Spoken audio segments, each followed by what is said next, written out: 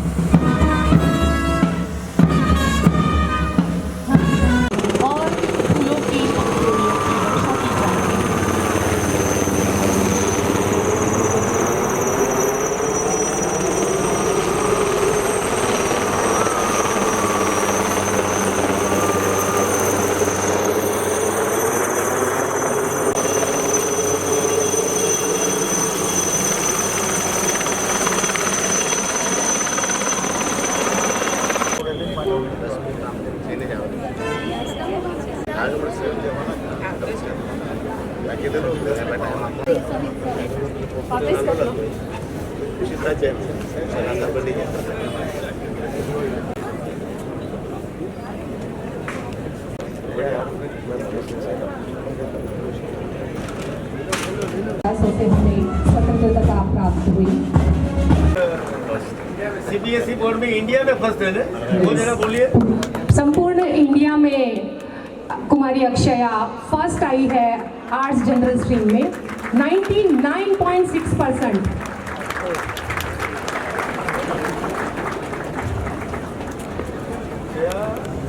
Congratulation बेटा।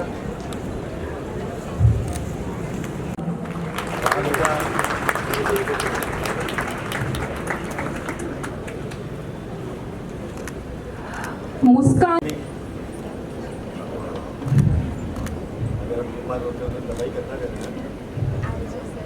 28% दमन से है।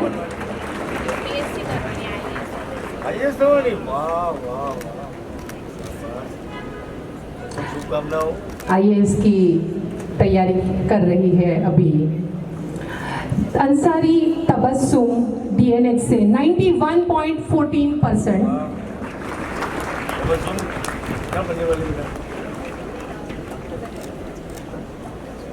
डॉक्टर बनने का।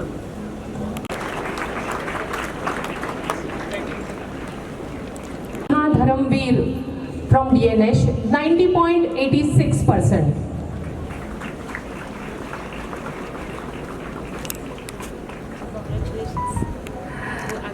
की 11 वर्षीय छात्रा समीधा भावसार, जो कि दमन की एक प्रतिभाशाली ड्रमर है, उन्हें कई पुरस्कार भी मिले हैं। Vapi's got talent, Valsad got talent, Gujarat got talent, India's greatest talent show. Youngest drummer of Valsad district उनको एक सम्मान राशि देकर सम्मानित कर रहे हैं। इसके पश्चात हर घर तिरंगा अभियान के तहत आयोजित विविध स्पर्धाओं के विजेता को पुरस्कृत किया जा रहा है। सर्वप्रथम ऐसे राइटिंग कंपटीशन में Singh Aparajita Jitendra standard 12th commerce श्रीनाजी स्कूल वरकुंड।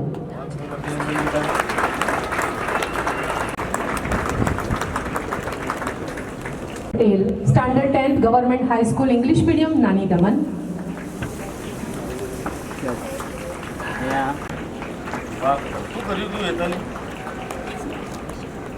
श्री संग्राम सिंह चीफ ऑफिसर पुरस्कार लेने आ रहे हैं। मैंने तो नहीं किया दोनों एक ही घर में ले जा रहे हैं।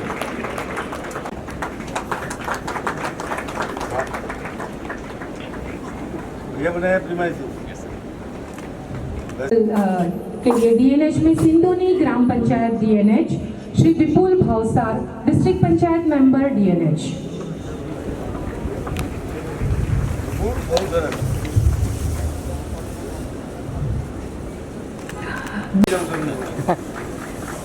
मेहनत करो तो अभिनंदन है। दर वक्त તમને જ મળે શું જોઉં છું સાચું છે ને તો શું કરી કાઢ્યું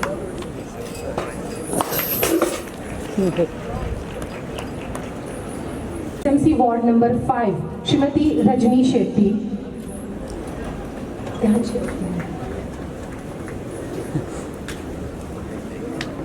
अध्यक्ष से એટલે जाते थे इनाम लेवाना है रजनी आपके ही बोर्ड में मिल रहा है आपको क्या खाना चाहिए शासक महोदय और जनप्रतिनिधियों का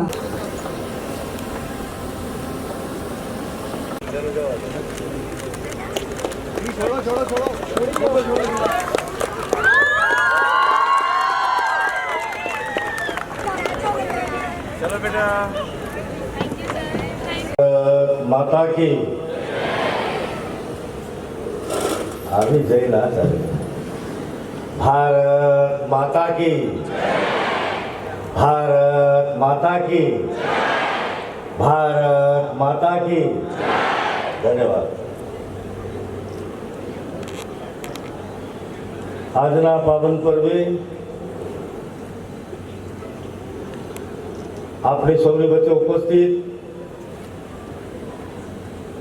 આ વિસ્તારના સાંસદ ભાઈ શ્રી ઉમેશભાઈ, દમણના પૂર્વ સાંસદ ભાઈ શ્રી લાલુભાઈ, જિલ્લા પંચાયતના અધ્યક્ષા બેન જાગૃતિબેન, નગરપાલિકાના અધ્યક્ષ ભાઈ શ્રી આસફીભાઈ, પ્રદેશના સૌ સ્વાતંત્ર્ય સેનાનીઓ, એમના પરિવારજનો, તમામ રાજકીય પક્ષના સૌ હોદ્દેદાર મિત્રો, એમના પ્રતિનિધિઓ,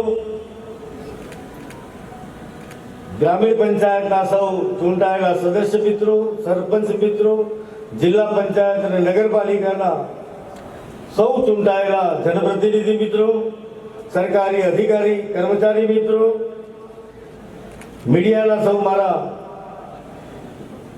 મિત્રો, જેના માટે મને સદાય વિશેષ પ્રેમ છે એવા વાલા મારા યુવાન મિત્રો, ભાઈઓ બહેનો, વાલા ભૂલકાઓ,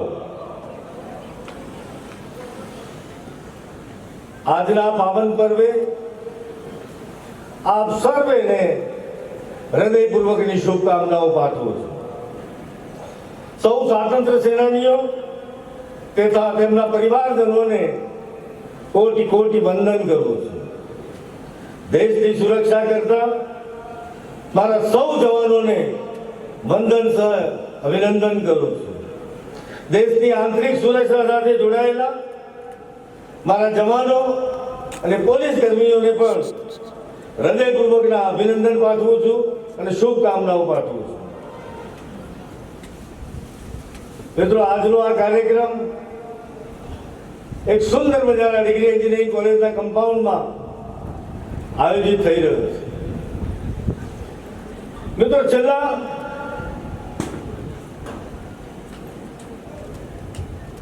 3 વર્ષથી આદરણીય પ્રધાનમંત્રીશ્રીના કુશળ નેતૃત્વમાં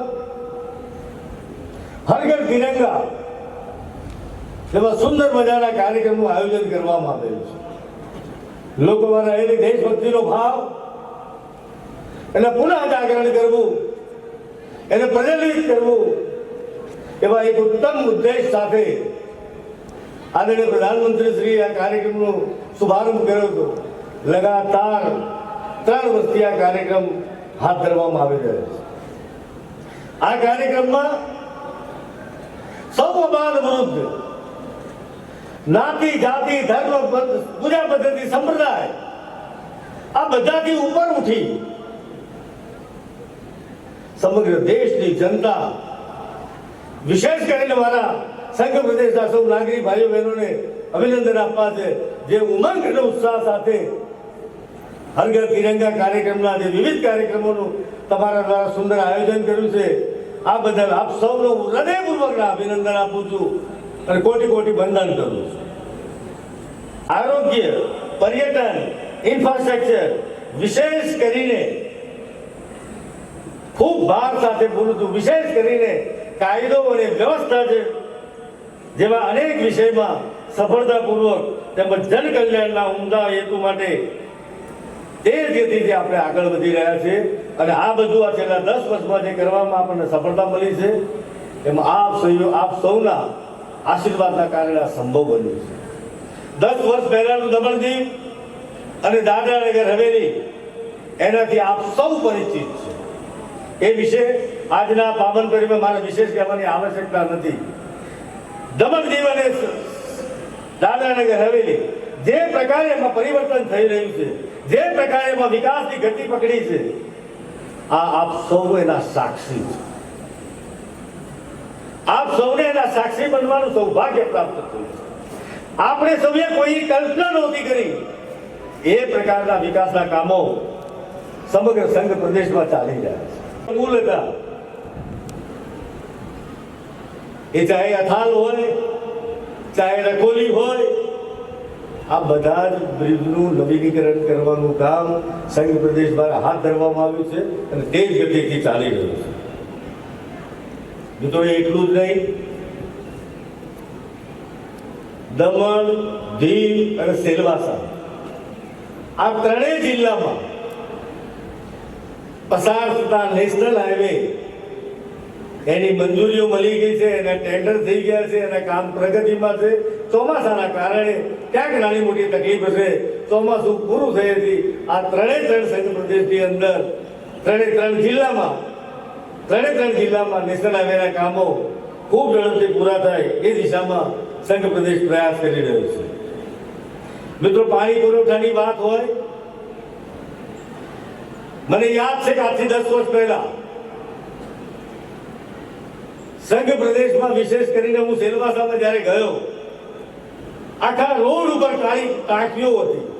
દરેક દુકાન આગળ કાળી ટાંકીઓ હોય. ટેન્કર રાજ ચાલતું હતું. આ ટેન્કર રાજના માધ્યમથી, કાળી ટાંકીઓના માધ્યમથી લોકોને પીવાનું પાણી મળતું હતું. મિત્રો, હું ડંકાની ચોટ ઉપર એમ કહું છું, ખૂબ જવાબદારીપૂર્વક કહું છું કે આ સંઘ પ્રદેશના પ્રત્યેક ઘરે નલ સે જલ યોજના અંતર્ગત પાણી પૂરું પાડવાના કામમાં સંઘ પ્રદેશને સફળતા મળી છે. ક્યાંક કદાચ એવું બની શકે,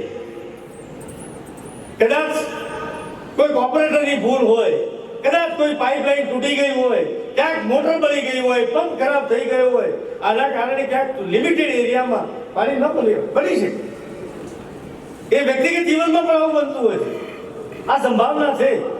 મને યાદ છે, દીવને પોતાનો પીવાના પાણીનો કોઈ સોર્સ નથી. હું અભિનંદન આપું છું ને ગુજરાત સરકારને કે ગુજરાત સરકારે રાવલ ડેમ અને નર્મદા યોજના, નર્મદાની કેનાલ મારફતે આપણને વ્યાજબી ભાવે પાણી આપવા માટે સરકારે એની સાથે એગ્રીમેન્ટ કર્યા છે અને એ પ્રમાણે ત્યાં દીવની અંદર પાણી પૂરું પાડવામાં આપણને સફળતા મળી છે. દમણ હોય, દીવ હોય કે સેલવાસા હોય, આપણને ટ્રીટેડ વોટર મળે છે, શુદ્ધ પીવાનું પાણી મળે છે. હજી આવનાર દિવસોમાં સેલવાસા અથવા તો જ્યાં પીવાના પાણીમાં થોડીક વિશેષ જરૂરિયાત છે ત્યાં નવા ટ્રીટમેન્ટ પ્લાન બનાવવા માટે પણ સરકાર ગંભીરતાપૂર્વક વિચાર કરી રહી છે. ગટર યોજનાની વાત કરીએ, દીવમાં પણ ગટર યોજનાનું કામ ચાલુ છે. દમણમાં નાની દમણ નગરપાલિકા વિસ્તારમાં પણ લગભગ 14,000 કરતા વધુ કનેક્શન આપવા માટે ગટર યોજનાનું કામ ચાલુ છે. દમણમાં સમગ્ર દેશમાં, મિત્રો મને જણાવતા આનંદ થાય, સમગ્ર દેશમાં વેક્યુમ બેઝ જો કોઈ ગટર યોજના હોય તો આપણા દમણમાં સૌથી પહેલી સફળતાપૂર્વક કે જેની અંદર 2700 કરતા 2700 કરતા વધુ ઘરોને કનેક્શન આપી અને એ ગટર યોજનાને સફળતાપૂર્વક પૂર્ણ કરવામાં આવે છે. આવનાર દિવસોમાં દમણના કેટલાક વિસ્તારોમાં ગટર યોજનાનું જે કામ છે એને એક્સપાન્ડ કરી 215 કરોડ રૂપિયાના ખર્ચે ગટર યોજનાના કામ ચાલી રહ્યા છે અને આવનાર દિવસોમાં ખૂબ ઝડપથી પૂરા થાય એ દિશામાં આપણે પ્રયત્ન કરી રહ્યા છીએ.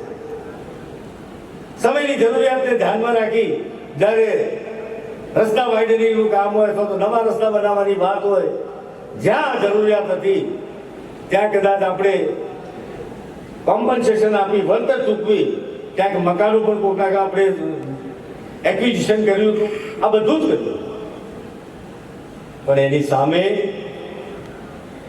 શહેરી આવાસ યોજના અંતર્ગત જે ગરીબો પાસે આવાસ નહોતા, જેની પાસે પોતાની માલિકીની જમીન નહોતી, મકાન હતું તો પૂરતું નહોતું, આવા બધા લોકોને આવાસ આપવાનો પ્રયાસ કરી અને આ 3 જિલ્લાની અંદર 2255 જેટલા આવાસો બનાવવાનું કામ આ સંઘ પ્રદેશ પ્રશાસન દ્વારા હાથ ધરવામાં આવ્યું છે, જેમાંથી 1500 કરતા વધુ કામ પૂરા થયા છે, 700 જેટલા કામ પ્રગતિમાં છે.